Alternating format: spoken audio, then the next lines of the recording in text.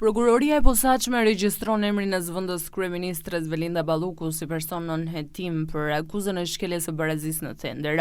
Numri 2 i qeverisë Rama 4, sipas burimeve, është thirrur të paraqitet në SPAK të hënën mbi bazën e një shkrese që mban firmën e prokurorit të posaçëm Dritan Prençi. Burimet të besuara bëjnë me dije se fletëthirrja i është dorëzuar zonjës Balluku në Ministrinë e Infrastrukturës dhe Energjisë. Në fletëthirrje, Ballukut i bëhet me dije se në momentin e paraqitjes në prokurorinë e posaçme duhet të jetë shoqëruar nga një avokat, çka në raste të tilla lajmëron se mund t'i komunikohet akuzë penale. Kjo nuk kupton ndërkohë që me gjasë SPAK do të ushtrojë ndjekjen penale ndaj numrit 2 të mazhorancës pa mas sigurie, e në këtë mënyrë prokurorët e posaçëm shmangin edhe kërkesën për autorizim në Kuvendin e Shqipërisë. SPAK është tejet i rezervuar për të dhënë detaje lidhur me çështjen që po heton zëvendës kryeministre Belinda Balluku, pasi ndaj saj ka një sër kallëzimesh penale, përfshirë edhe atë të tunelit të Llogaras, ku vlera e tenderit që u fitua nga një kompani turke u rrit me mbi 50 milionë euro.